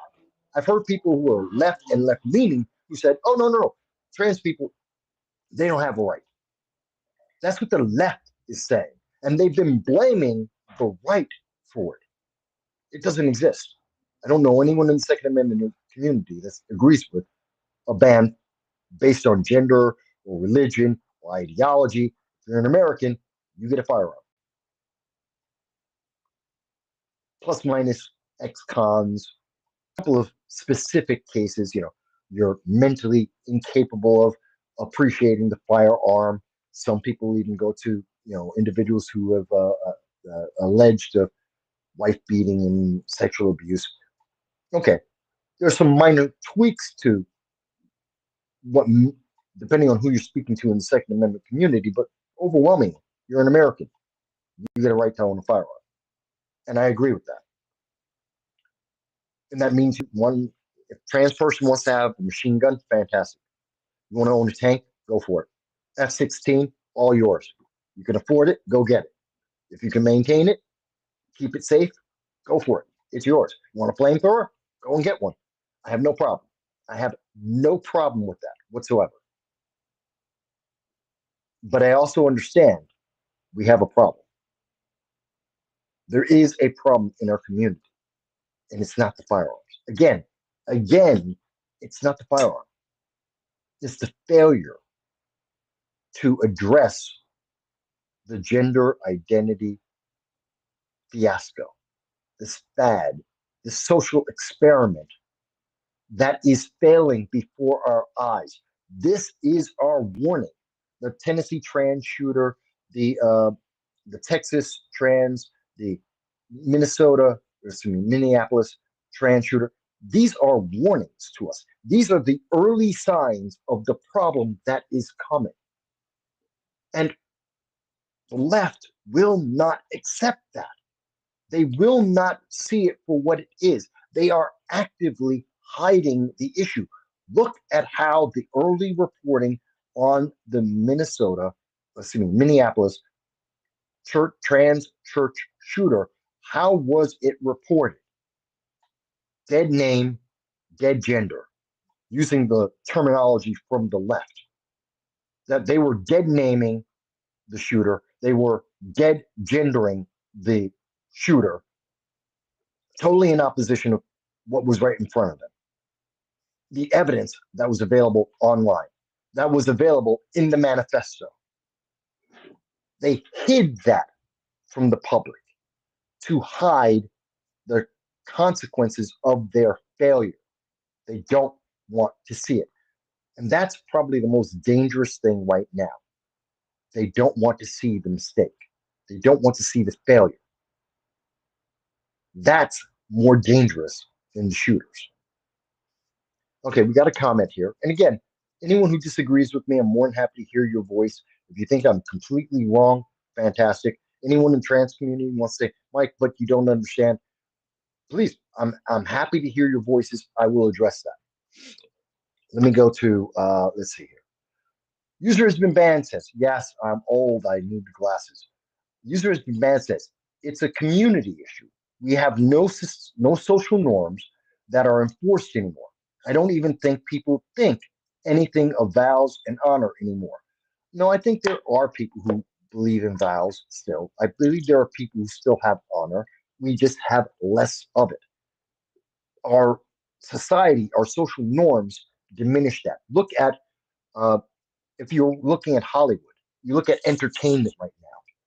Most of the Western Hollywood entertainment mock people for having vows, for having honor, for being honorable individuals, for having a code and living by it. They mock them. They make those individuals the fools in their movies and the failures and the bad guys.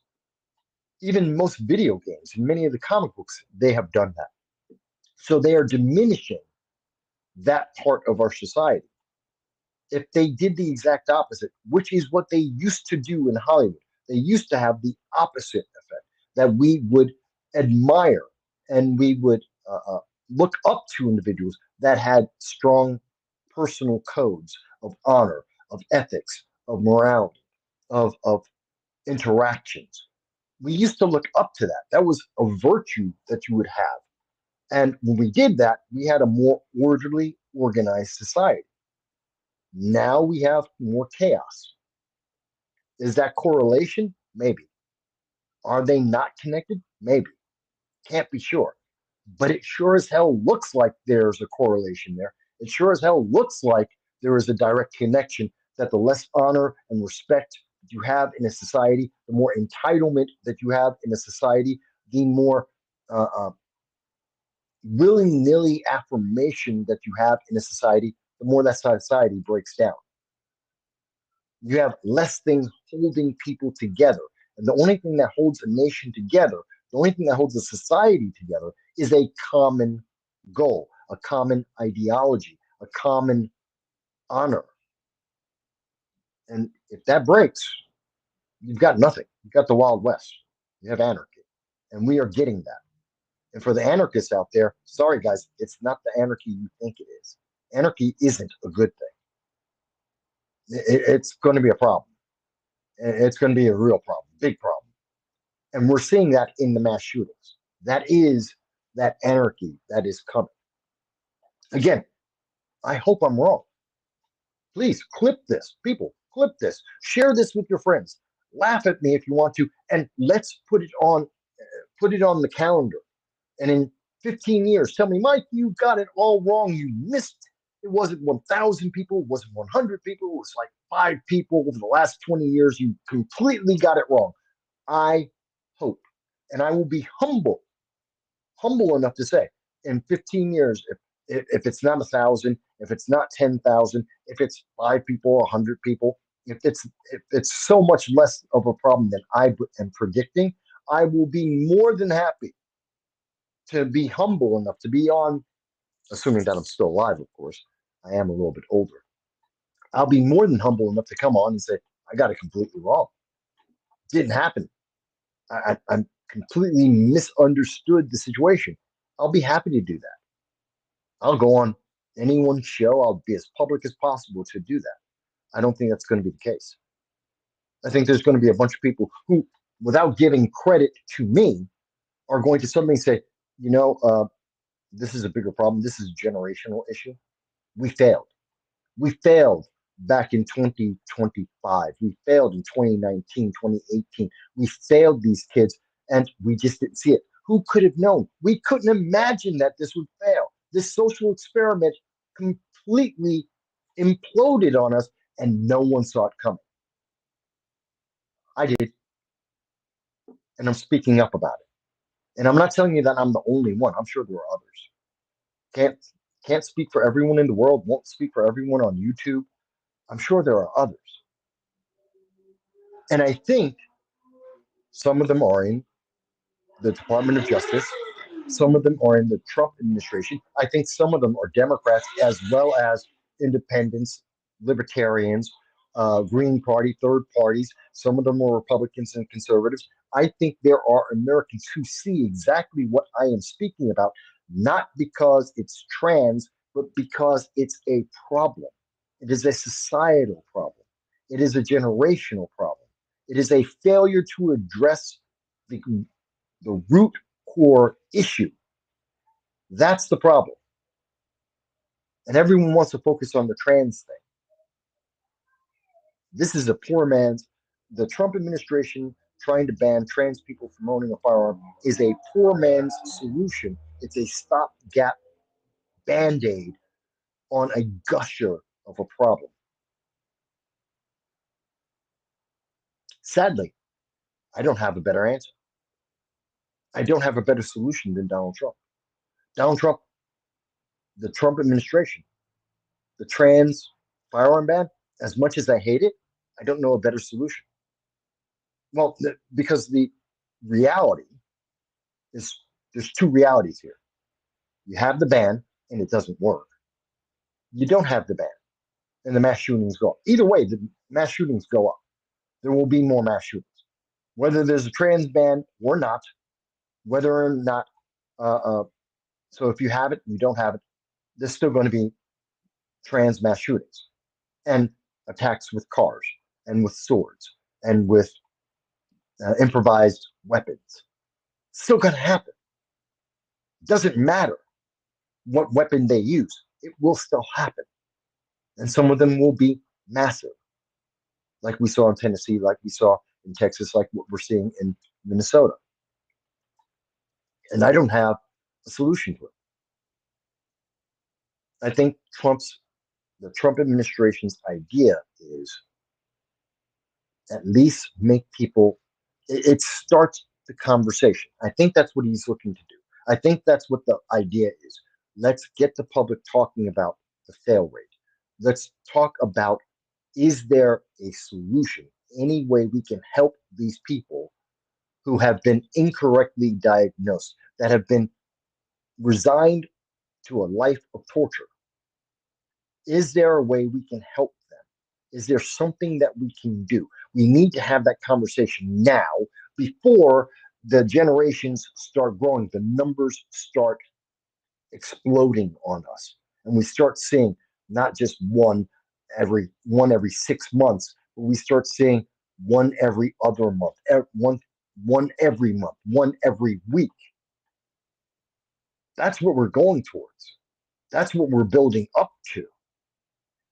And we need to have this conversation before this is rampant and considered a norm and its own category of mass shooting. Like school shootings is a subcategory of mass shootings. And we're soon, very soon, by 2030, we will have another subcategory under mass shootings, and it will be called trans shootings. And again, it's not because of the firearm. Just like school shootings aren't because it's school. It's not because they're children. It's because broken people these are the targets of opportunity, and the trans shootings are broken people.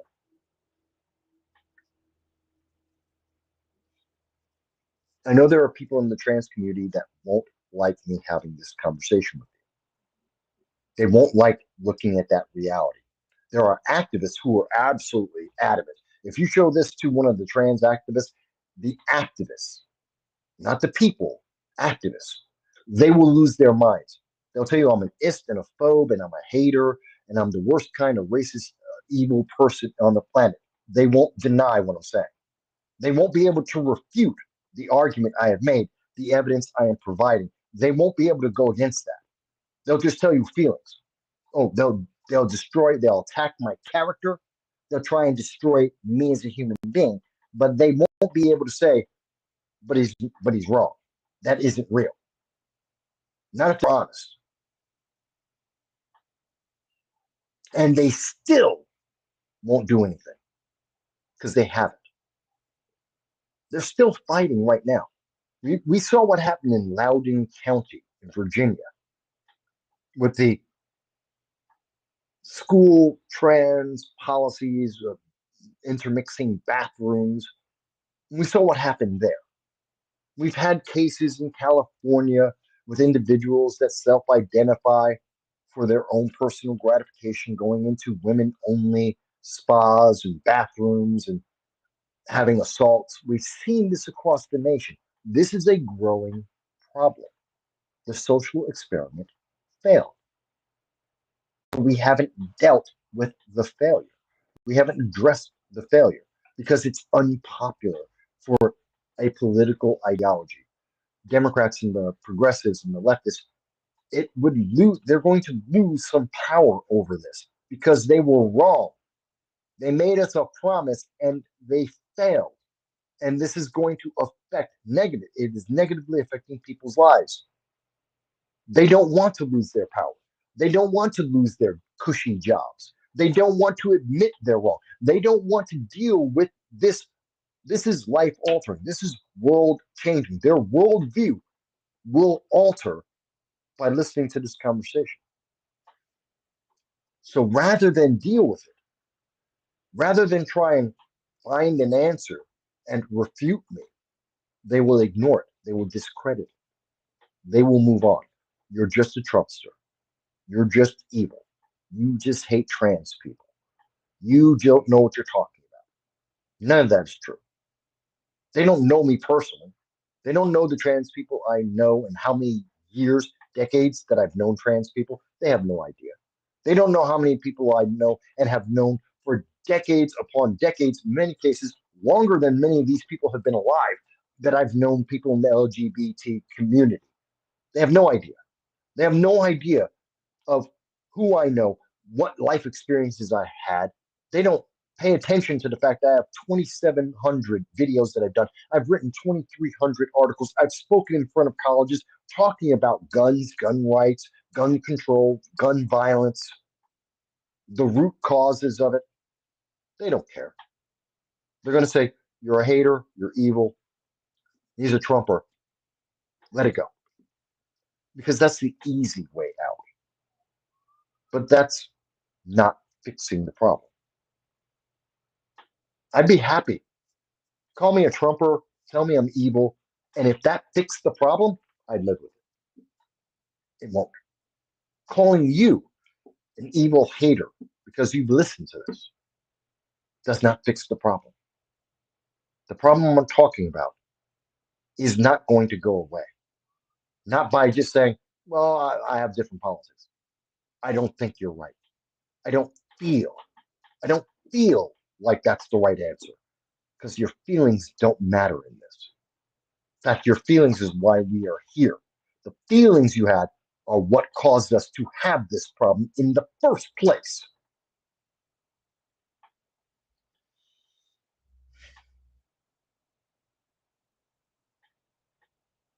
Let me wind up here. So, is Tim Walz wrong about having an assault ban? Yes. Will it work? No. None of them have. They won't. And Tim Walz is a dishonest actor in the first place. He's he's not credible, and his reasons are shady at best. He's using emotional baggage of people still recovering from the death of children to push an agenda that he couldn't pass otherwise. Because they've tried. They've tried to get gun bans in Minnesota. They can't. But now they have emotional baggage. They have people who are anxious, who are afraid, who are terrified for their children, and they're going to use that as leverage to get it passed, just like in New York State, just like in California, just like in Connecticut, Indiana. We've seen this happen. We know the pattern. We know exactly what's going to happen. And it happens every time. And they're going to go by the playbook that they've had in place for the last 50 years.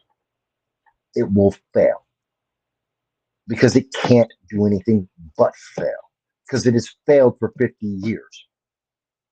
And Tim Walz jumping on the bandwagon isn't going to make it better. People will exchange their freedom for the for politicians getting more donations, more elections, and nothing else. On the other hand, we have the Trump transgender ban, firearm ban. And it's not going to work. I don't think Democrats are going to be really torn on this too because they don't like the Second Amendment. I'm talking about the elected officials, not the rank and file. Many ordinary Americans who are Democrats have firearms, just like Republicans do, just like libertarians, Green Party, socialists. We all have guns. Okay, I got no problem with that. But we're talking about the elites, the DNC, the leadership, and they have a problem because they believe in defunding you. They want to disarm you. Notice they don't say that they're not coming for your guns anymore. Beto O'Rourke blew that up. They admit it. They're coming for your guns. Oh, hell yes, they are. Beto O'Rourke told you straight up. That was what, 2020? He said, no, I'm coming for your guns. Yeah, we're going to take your M16s, your AR-15s. We're going to take your AK-47s. We're going to take your Ruger Mini 14s. We're going to take all your guns. They're coming for it. Yes, they are. They now admit, no, they're coming for it. They want to take them all. They want to take away the Second Amendment. The Democratic Socialists of America say they want to get rid of all of the Constitution, all of the amendments, and most especially, the Second Amendment. You don't have a right to own a firearm if you are part of the socialist ideology. If you listen to the socialist ideology, they don't want you to have a firearm. They want to take your guns too. So that portion of the Democrats is going to be in favor of a gun ban. That's exactly the red flag laws, which is the trans firearm ban. It's the red flag laws but apply to trans people, and they support red flag laws. So they're supposed to support the trans ban, but it's trans people, and they're supposed to be an ally, and they're supposed to support trans people no matter what. It's kind of like it's like the Me Too movement. You support all women all the time, believe women all the time, no matter what. And then there's Amber Heard, and then they go, I don't know what to do. Wait a minute, Amber Heard was the aggressor. Amber Heard was the problem. Uh, what do we do? Amber Heard lied. Oh, but we're supposed to believe all women. We have to. It's an absolute. What do you do? They didn't know what to do about that. They spun around and their heads exploded. They didn't know what to do. Same thing with this. We love red flag laws. We want to take away, we want to destroy the Second Amendment. We want to take away your right to own and defend yourself.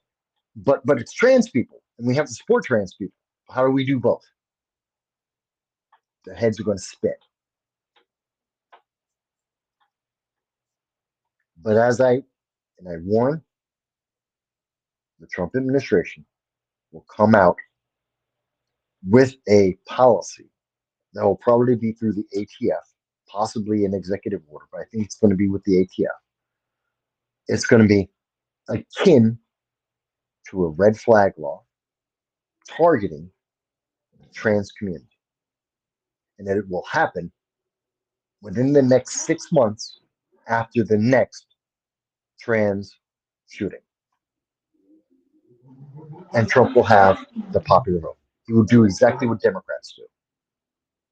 It'll be right after the emotional upheaval. People will be distraught. They will be angry. They will be sad. They will be crying. They will be crying out for the government to do something. And Trump will say, here's the plan. The Trump administration will say, here's the plan. We'll take away their guns. And the public, in that moment, in that anguish, in that emotional turmoil, will say, yes, that's my fear.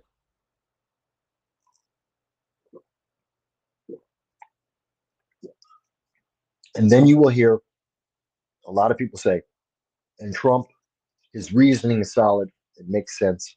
It's the only thing we can do. And I understand it. And they're not entirely wrong, but they are wrong. Not entirely wrong is still wrong. Unconstitutional is still unconstitutional. And it still doesn't deal with the root problem. Okay. So I've given a lot of people a lot to think about. Share this with people in the Second Amendment community. Share this with people that you know. Share this with the trans community. Let them respond. I want to hear their voices. I want to hear people tell me, because maybe someone has an answer to this problem that is coming, the mountain that we're going to be slammed with, this generational failure that's going to be hitting America and a large part of the rest of the world, because it's going to hit the same gender affirmation ideology is rampant throughout Europe. It's rampant throughout the United Kingdom. It's rampant throughout Canada. It's rampant throughout most of the first world nations. This isn't just an American problem, but we're the first ones who are going to be dealing with it.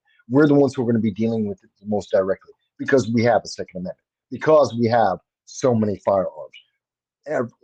One out of two people in America own 2.5 firearms.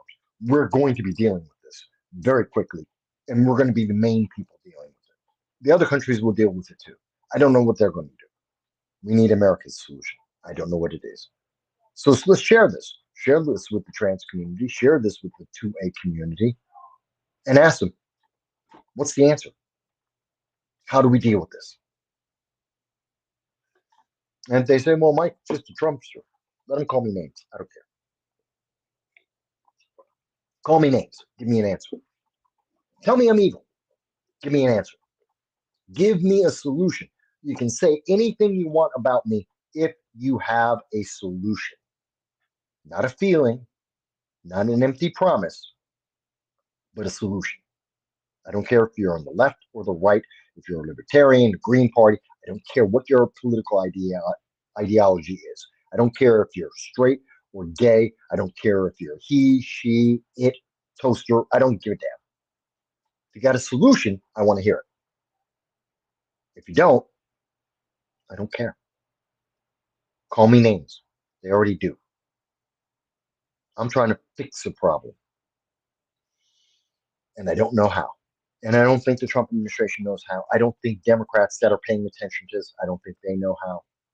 We don't have an answer yet as a society, which means we need to talk about this more, a lot more.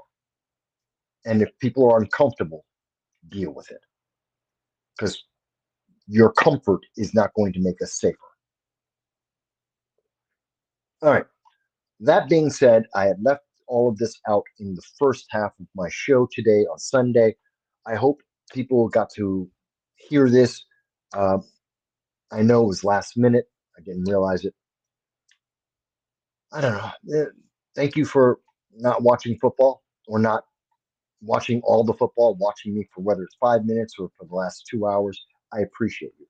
If you found this informative, if you found it educational, if you found it thought provoking, if you found it entertaining, then please like, share, subscribe. I would appreciate that. If you have an extra $1.50 a month, join my Patreon.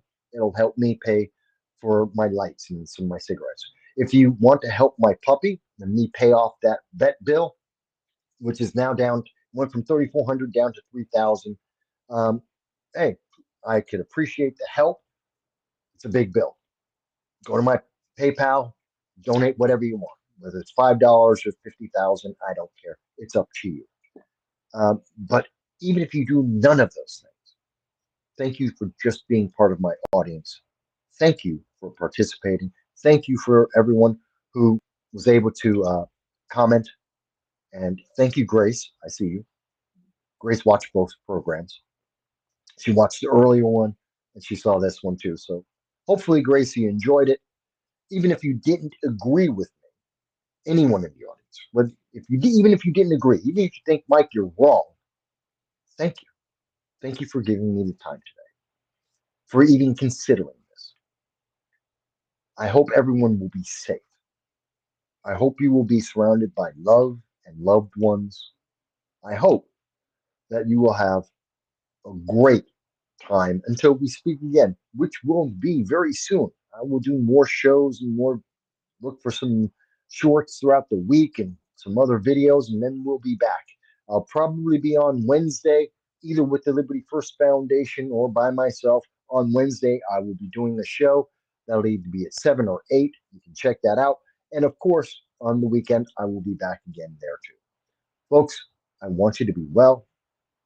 And I will talk to you soon. Definitely. Leave me a comment, whatever you think.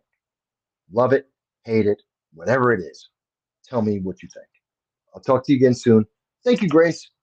Thank you, Grace. Grace says it was still informative, and I'm happy. I achieved one of my goals tonight. Thank you, Grace. And thank you, everyone. I'll talk to you soon.